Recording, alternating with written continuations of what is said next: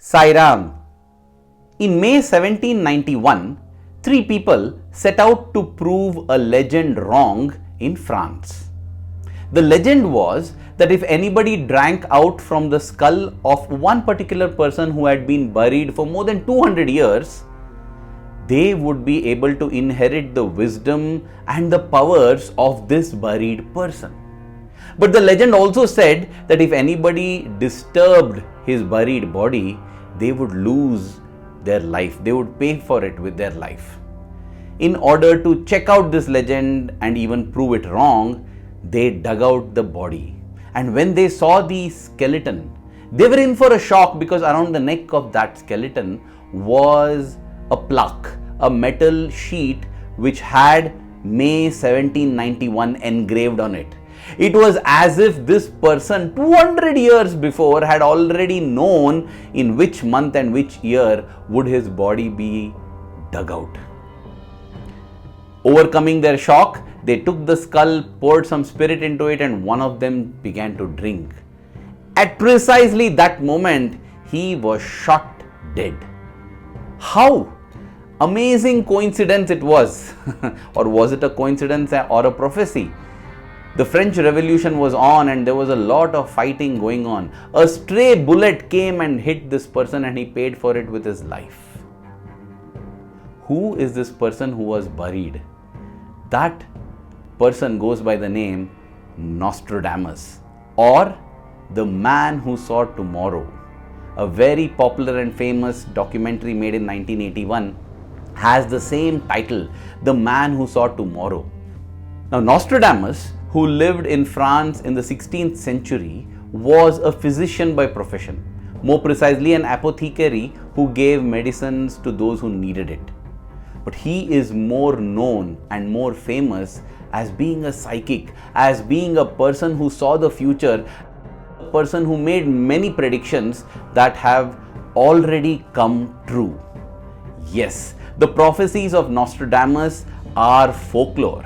And there are people who say that these are just imaginations and hallucinations, and they have been written poetically and they can be connected to any event, therefore they do not make sense. But there are thousands of experts who have studied his words, which are usually in French with a smattering of Italian and Latin amidst those texts, and they say that he has been absolutely precise and right. Now, one might ask, why did Nostradamus write all these predictions and prophecies in such a twisted manner and not directly by naming people? There is a reason for this as well. In the age and time in which he lived, speaking about the future, prophesizing, these were all considered as black magic, and that is the reason the man who saw tomorrow, I think, could surely see his own tomorrow, and he preferred to camouflage all his predictions and prophecies through poetic words. He intentionally obscured the quatrains, as they are called, with metaphors and symbolism. A quatrain basically is a poem of 4 lines, and he has put these quatrains or classified these quatrains into centuries. Every time he completed 100, it finished 1 century, and he has written 10 centuries, which means there should be 1000 quatrains. However, 1 century contains only 42 quatrains, and therefore we have 942 quatrains of Nostradamus. Again, these are not put in chronological order, because I think his divine visions, or whenever he saw tomorrow, they were not in a chronological order. So he has recorded them as they occurred to him, and therefore they move up and down in time.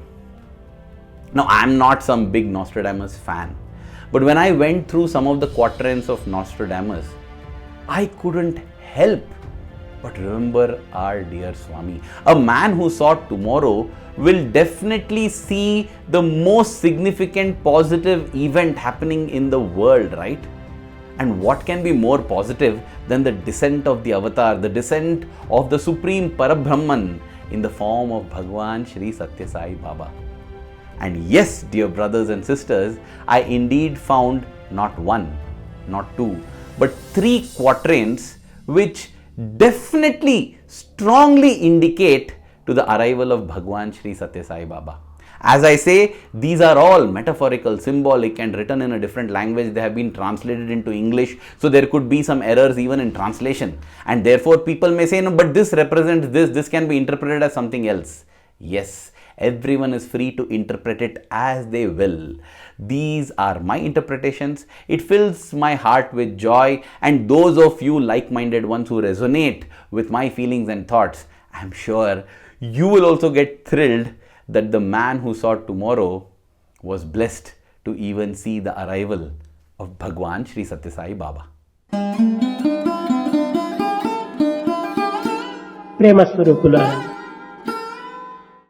Every religion or belief system in God speaks of the arrival of an enlightened being, the Supreme Lord Himself, a great master, onto the surface or the face of the earth.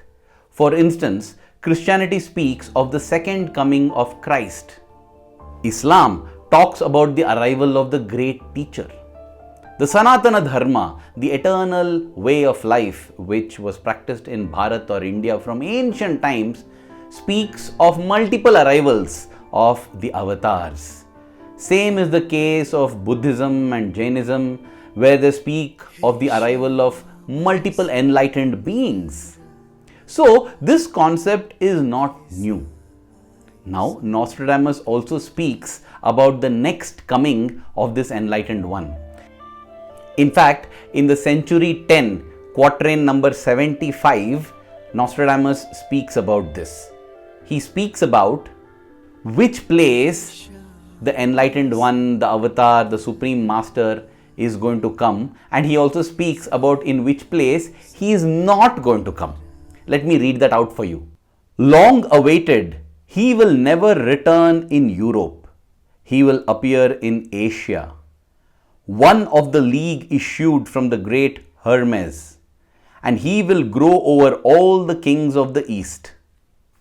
Then the interesting thing is, how do we know that this is a being of divine descent? Because of the reference to Hermes. Hermes is considered as the messenger of the gods. The messenger of the gods brings messages only from the gods, and therefore this is a divine descent. A god is going to come.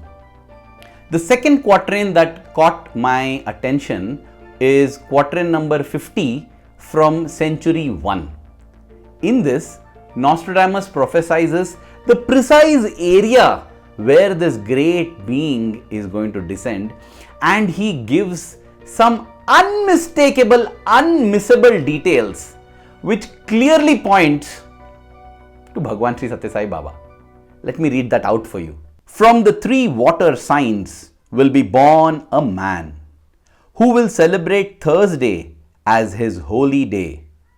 His renown, praise, rule and power will grow on land and sea, bringing trouble to the east. You know, the 3 signs of water, this many experts have explained this as the place which is a peninsula. A peninsula is surrounded by water on 3 sides, and therefore these are the 3 signs of water.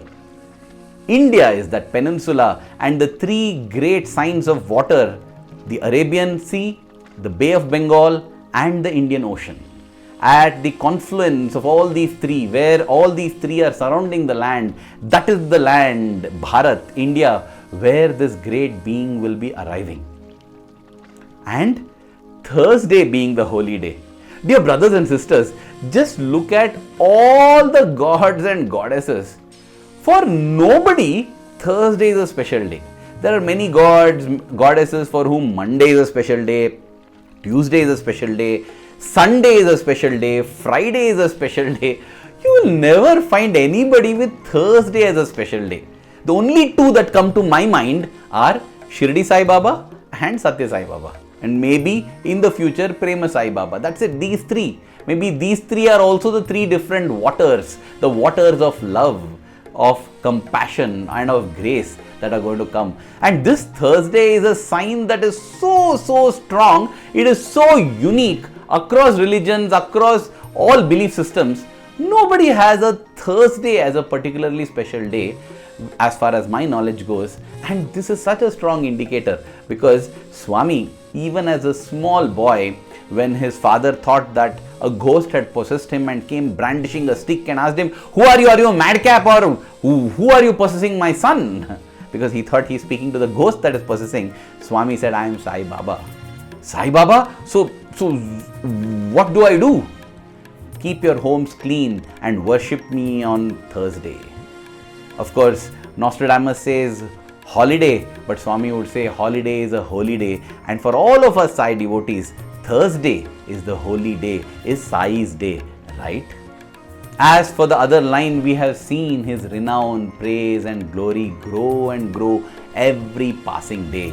Because how much ever you try, you can't hide the truth.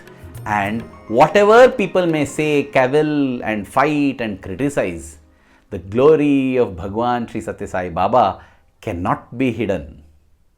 The third and final one, let me read out Quatrain 71 from the century 10. In this, the widespread nature of Swami's glory gets highlighted, in my humble opinion. Let me read it out for you. The earth and air will freeze a very great sea when they will come to venerate Thursday. That which will be, never was it so fair. From the four parts they will come to honor it. Well, I must confess that I also am stumped and don't understand what is meant by the air and water will freeze a sea. But then, from all four directions, from the north, the south, the east and west, we are having people who revere and worship Bhagawan Sri Sathya Sai Baba and who consider Thursday as very special. For instance, the Sri Sathya Sai International Organization has presence in over 110 countries spanning all the continents, except possibly Antarctica, because maybe there are only penguin devotees there. But that is how it is. Even Antarctica, we have had people who were present at Antarctica and who have heard regularly of Swami's glory and who have written mails saying that they are able to feel Swami and reach Swami even in Antarctica when they have gone out on an expedition. So this quatrain too is so beautiful and so indicative of Bhagawan Baba. Dear brothers and sisters, for those of us who have faith, we don't need any of this to prove, because in our heart we have experienced and we know that it is our great blessings to have become aware of and to have recognized the Supreme Parabrahman, the Bhagavan who came as Krishna, who came as Rama, who came as many prophets, who came as many beings from times immemorial, also came again in this 20th century to play with us, talk with us, interact with us and give us the joy of tasting divine love. This video was not done to prove any point or anything like that. But I did it because when I read these quatrains, I just felt so thrilled.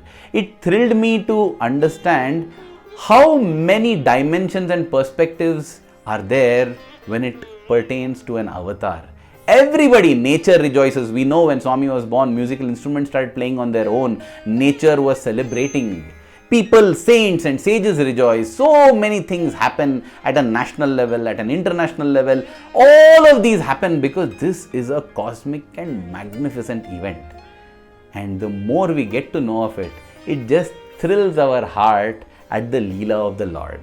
It is with that objective I shared this. And even as I share this, I can feel the joy of Sai filling my heart. Dear Swami, we pray that every moment of our life, our faith and love in you should keep growing stronger. Thank you. Jai Sai Ram.